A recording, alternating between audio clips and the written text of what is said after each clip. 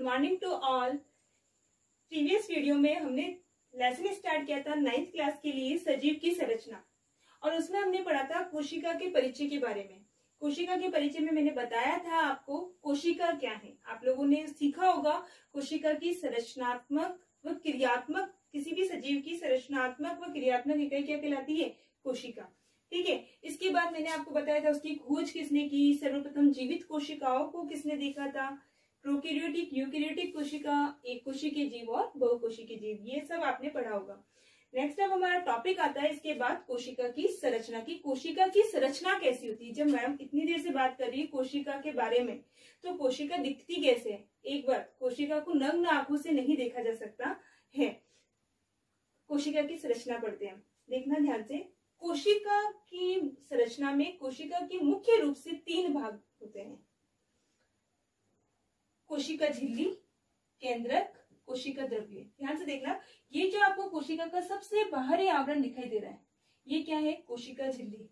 कोशिका के मध्य भाग में जो आपको एक गोलाकार संरचना दिखाई दे रही है, ये जो गोलाकार संरचना है इसे कहा जाता है केंद्रक। कोशिका झिल्ली और केंद्रक के मध्य उपस्थित तरल पदार्थ को क्या कहा जाता है? कोशिका द्रव्य। तो हम एक एक करके सभी का वर्णन करेंगे। 9th क्लास में आपके सबके बारे में थोड़ा थोड़ा डिटेल है, तो ध्यान से पढ़ना। कोशिका झिल्ली के बारे में सर्वप्रथम, कोशिका का सबसे बाहरी आवरण कोशिका झिल्ली कहलाता है। कोशिका का सबसे बाहरी आवरण एक सामान्य कोशिका है, जंतु कोशिका है, तो कोशिका का सबसे बाहरी आवरण कोशिका झिल्ली कहलाता है। कोशिका झिल्ली की मोटाई 75 से 105 एंगस्ट्रॉम होती है। 75 से 105 एंगस्ट्रॉम होती है, और 1 एंगस्ट्रॉम बराबर होता है 10 to the power -10 मीटर, 10 की घात -10 मीटर। ठीक है। कोशिका झिल्ली अब बनी किसकी होती है? प्रोटीन और फॉस्फोलिपिड की बनी होती है। कोशिका झिल्ली प्रोटीन और फॉस्फोलिपिड की बनी होती है। कोशिका झिल्ली को, वेरी इंपॉर्टेंट पॉइंट है, ध्यान से सुनना इस पॉइंट को, कोशिका झिल्ली को चयनात्मक पारगम्य झिल्ली भी कहा जाता है। चयनात्मक पारगम्य झिल्ली भी कहा जाता है। अब इसे दिमाग में एक ही क्वेश्चन आया होगा कि मैडम ने नया नाम दिया है इसका, चयनात्मक पारगम्य झिल्ली कहा जाता है तो क्यों कहा जाता है? चयनात्मक पारगम्य झिल्ली कहा जाता है तो क्यों कहा जाता है? नाम से समझा, चयनात्मक यानी चयन करना, पारगम्य, पारगम्य यानी पार होना झिल्ली से। किससे? झिल्ली से। तो ध्यान से सुनो, इसे कोशिका झिल्ली को चयनात्मक पारगम्य झिल्ली क्यों कहा जाता है?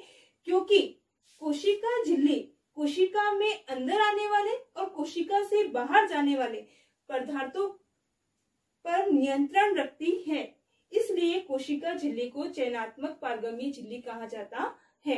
कोशिका झिल्ली के कार्य क्या होंगे? कार्य कोशिका को सुरक्षा प्रदान करना। देखो, ये सबसे बाहरी आवरण है जो कोशिका को क्या करेगा? सुरक्षा प्रदान करेगा। कोशिका को सुरक्षा प्रदान करना, कोशिका को क्या करना? सुरक्षा प्रदान करना। और दूसरा कार्य क्या होगा इसका? कोशिका द्रव्य और केंद्रक। देखो, कोशिका को सुरक्षा प्रदान करना यानी कोशिका द्रव्य और केंद्रक को भी सुरक्षा प्रदान करेगा। सेकंड है इसका कोशिका की आकृति बनाए रखना। तो आपको 2 वर्ग याद करने, सिंपल वे में याद कर लो आप, सुरक्षा प्रदान करना और कोशिका की आकृति बनाए रखना, आकृति बनाए रखना। ठीक है। तो ये तो हो गया आपके कोशिका झिल्ली के बारे में। सिंपल पॉइंट्स में मैंने आपको समझाया है, कोई डिफिकल्टीज नहीं है। 3 या 4 पॉइंट्स में आपको कोशिका झिल्ली के बारे में समझ में आ जाएगा। देखो क्या होती है, सबसे बाहरी आवरण, मोटाई कितनी होती है? 75 से 105 एंगस्ट्रॉम। किसकी बनी होती है? प्रोटीन और फॉस्फोलिपिड की। क्या कहा जाता है? किस नाम से जाना जाता है? इसे चयनात्मक पारगम्य झिल्ली भी कहा जाता है। क्यों? आपको आंसर पता है। ठीक है। कार्य क्या बताया? सुरक्षा प्रदान करना और आकृति बनाए रखना। किसकी? कोशिका की। ठीक है। तो अब हम बात करेंगे एक और कोशिका झिल्ली के बारे में। देखो ध्यान से, जंतु कोशिका का सबसे बाहरी आवरण कोशिका झिल्ली होता है, लेकिन पादप कोशिका में कोशिका झिल्ली के बाहर एक निर्जीव परत पाई जाती है। देखो मैं बना रही हूं, पादप कोशिका में कोशिका झिल्ली के बाहर एक निर्जीव परत पाई जाती है। ये निर्जीव परत कोशिका भित्ति कहलाती है। ध्यान देना, पादप कोशिका में कोशिका झिल्ली के बाहर एक निर्जीव परत पाई जाती है जिसे हम क्या कहते हैं, कोशिका भित्ति कहते हैं। ये कोशिका भित्ति किस किस की बनी होती है, सेल्यूलोज, हेमीसेल्यूलोज, पैक्टिन की बनी होती है। कोशिका भित्ति किसकी बनी होती है, सेल्यूलोज, हेमीसेल्यूलोज और पैक्टिन की बनी होती है। और ये एक डिफरेंस भी है किसमें, पादप कोशिका और जंतु कोशिका में। क्या, जंतु कोशिका में कोशिका भित्ति नहीं पाई जाती है, जबकि पादप कोशिका में कोशिका भित्ति पाई जाती है। और ध्यान रखना, ये कैसी भित्ति होती है, निर्जीव। ये कोशिका भित्ति कैसी होती है, निर्जीव, जबकि कोशिका झिल्ली कैसी है, सजीव। नेक्स्ट हम बात करेंगे कोशिका द्रव्य के बारे में। कोशिका द्रव्य क्या होता है।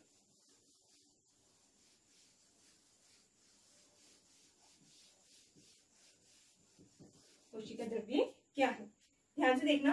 कोशिका झिल्ली व केंद्रक के मध्य जो द्रव्य पदार्थ उपस्थित होता है, जो तरल पदार्थ पाया जाता है, उसे हम क्या कहते हैं, कोशिका द्रव्य। कोशिका झिल्ली और ये क्या है, केंद्रक, और इसके बीच में जो ये तरल पदार्थ उपस्थित है उसे हम क्या कहते हैं, कोशिका द्रव्य। इस कोशिका द्रव्य में कई सजीव और निर्जीव संरचनाएं पाई जाती है, कई सजीव और निर्जीव संरचनाएं पाई जाती है, जिन्हें कोशिकांग कहा जाता है। जिन्हें क्या कहा जाता है, कोशिकांग। तो कोशिका क्या है, कोशिका द्रव्य में पाए जाने वाली सजीव संरचनाओं को क्या कहा जाता है, कोशिकांग कहा जाता है। अब ये कोशिकांग कई प्रकार के होते हैं। कौन कौन से कोशिकांग होते हैं, सबसे पहले आप ध्यान देना, आपकी 9th क्लास में लगभग 8 या 9 कोशिकांग के बारे में वर्णन किया गया। एक एक के बारे में अच्छे से समझेंगे, ठीक है। तो आपको आगे जाने, इस वीडियो में आगे जाने से पहले ये आपको लास्ट वाला समझ में आना चाहिए कि मैंने क्या बताया था अभी आगे। कोशिका द्रव्य क्या होता है, कोशिकांग किसे कहते हैं, कोशिकांग क्या है, कोशिका द्रव्य में उपस्थित सजीव संरचनाएं क्या कहलाती है, कोशिकांग कहलाती है। देखो कोशिकांग बताती है कौन कौन से कोशिकांग होते हैं। माइटोकॉन्ड्रिया, माइटोकॉन्ड्रिया, माइटोकॉन्ड्रिया, हरित लवक, अंत्यप्रदवी जालिका,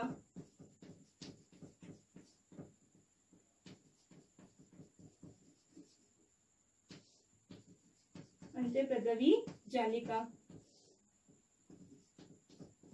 तारककाय, रिक्तिका,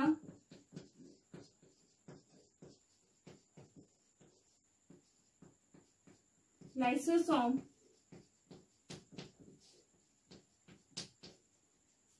रिक्तिका, lysosome, Golgi coil, ribosome, Golgi coil, ribosome. तो आपको अभी एक साथ ये नाम याद करने की जरूरत नहीं, क्योंकि हम इसके बारे में एक एक करके वर्णन करेंगे, तो अपने आप आपको ये नाम याद हो जाएगी, सबके बारे में पता चल जाएगा। सिर्फ अभी आपको सुनना है कि कोशिकांग कौन कौन से, माइटोकॉन्ड्रिया, हरित लवक, अंत्यप्रदवी जालिका, तारककाय, रिक्तिका, लाइसोसोम, राइबोसोम, गोल्जी कॉइल। तो इस प्रकार से आपके टोटल 8 कोशिकांग जो है 9th क्लास में दिए गए हैं। अब एक एक कोशिकांग का हम वर्णन करेंगे कि प्रत्येक कोशिकांग क्या कहता है। तो सबसे पहले हम बात करेंगे माइटोकॉन्ड्रिया के बारे में कि माइटोकॉन्ड्रिया क्या है, किसने खोज की, क्या चीज है माइटोकॉन्ड्रिया, जो आप प्रीवियस क्लासेस में आपने और भी कभी देखा होगा। सबसे पहले फर्स्ट कोशिकांग लिया हमने माइटोकॉन्ड्रिया।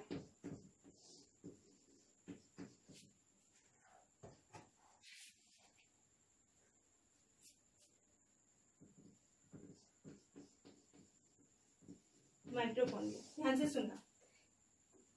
माइटोकॉन्ड्रिया की देखो मैं हर एक कोशिकांग के बारे में बताऊंगी। खोज किसने की, संरचना क्या है और कार्य क्या, मेरे ये 3 पॉइंट रहेंगे।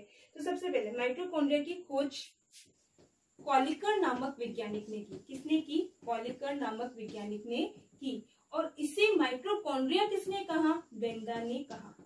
देखो खोज कॉलिकर ने की, नाम किसने दिया, बेंदा ने दिया, ठीक है। अब इसकी संरचना क्या है, माइटोकॉन्ड्रिया के बारे में क्यों पढ़ रहे हैं हम। माइटोकॉन्ड्रिया को कोशिका का शक्ति गृह भी कहा जाता है। क्या कहा जाता है? कोशिका का शक्ति गृह। इंपॉर्टेंट और विशेष पॉइंट है इस माइटोकॉन्ड्रिया का। माइटोकॉन्ड्रिया को कोशिका का शक्ति गृह भी कहा जाता है। Very important. 9th क्लास के पिछले 2 सालों में ये क्वेश्चन आता है कि किस कोशिकांग को कोशिका का शक्ति गृह कहा जाता है और क्यों।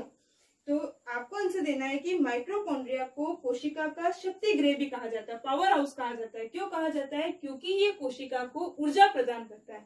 क्योंकि ये कोशिका को क्या प्रदान करता है? ऊर्जा प्रदान करता है। इस कारण इसे क्या कहा जाता है? कोशिका का शक्ति गृह कहा जाता है। मैं वापस रिपीट कर देती हूँ, किस कोशिकांग को कोशिका का शक्ति गृह कहा जाता है? आंसर होगा माइटोकॉन्ड्रिया को। और क्यों कहा जाता है? क्योंकि कोशिका में आवश्यक ऊर्जा किससे उत्पन्न होती है? माइटोकॉन्ड्रिया से। ये हमें ऊर्जा प्रदान करता है, कोशिका को ऊर्जा प्रदान करता है, इसलिए इसे कोशिका का शक्ति गृह भी कहा जाता है। तो इस पॉइंट को आपको ध्यान रखना है। ठीक है, तो माइटोकॉन्ड्रिया की खोज किसने की? कॉनिकन ने की। नाम किसने दिया? बेंगदा ने दिया। अब मैं आपको इसकी संरचना बताती हूँ कि संरचना क्या है। माइटोकॉन्ड्रिया दोहरी झिल्ली युक्त कोशिकांग है। सबसे पहली बात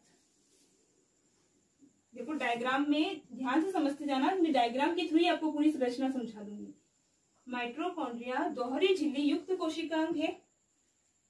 बाहरी झिल्ली चिकनी व समतल होती है। बाहरी झिल्ली कैसी होती है? चिकनी और समतल होती है। और आंतरिक झिल्ली पर, ये जो आंतरिक झिल्ली है, इस पर अंगुली नुमा उभार पाए जाते हैं।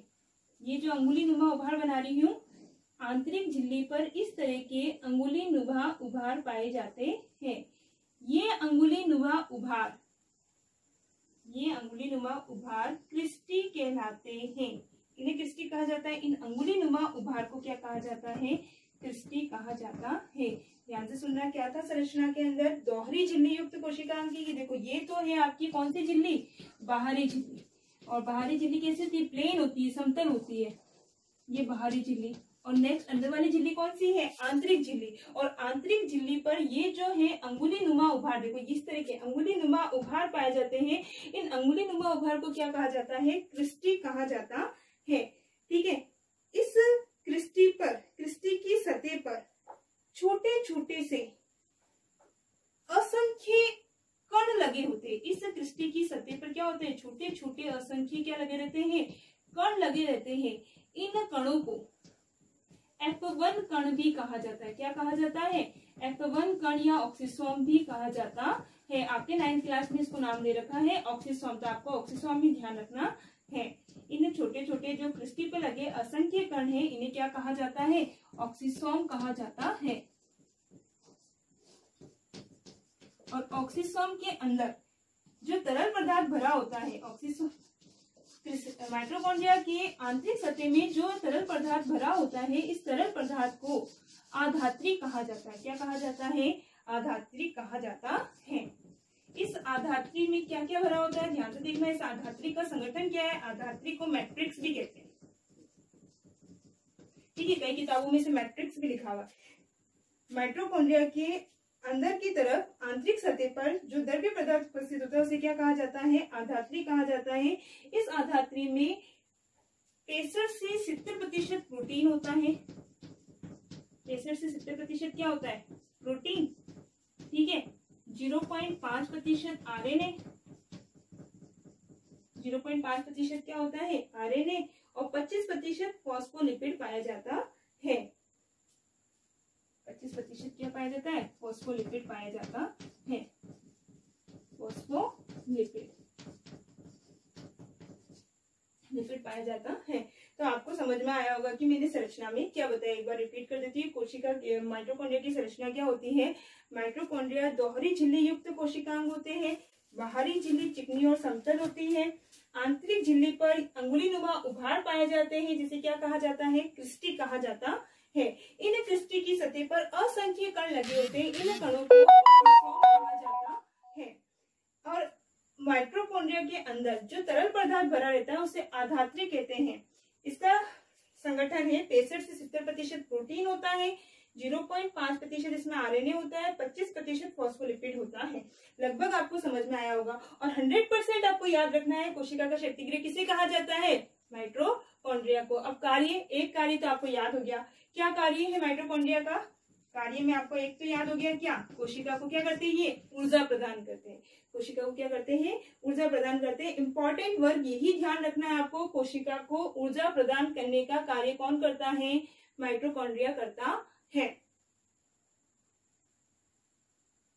ठीक है, तो आपको आज मैंने क्या क्या पढ़ा दिया है, कोशिका की संरचना के अंदर कोशिका के 3 भाग बताए, कोशिका झिल्ली के बारे में बताया, कोशिका द्रव्य के बारे में बताया, कोशिकांग के बारे में बताया और माइटोकॉन्ड्रिया के बारे में बताया। अब आपको मैं आपको देती हूँ होमवर्क, और आपको होमवर्क जो है कंप्लीट करना है। ठीक है, तो फर्स्ट इंपॉर्टेंट आपका होमवर्क होगा,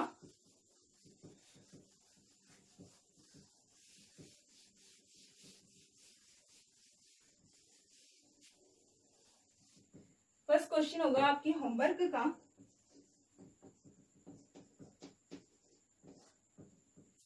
कोशिका झिल्ली को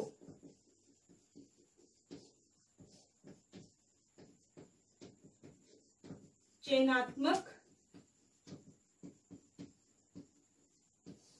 पारगम्य झिल्ली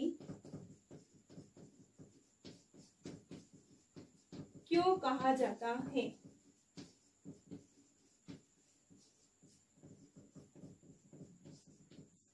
ठीक है, और सेकेंड इंपॉर्टेंट क्वेश्चन आपके ये होगा, किस कोशिका के किस कोशिकांग को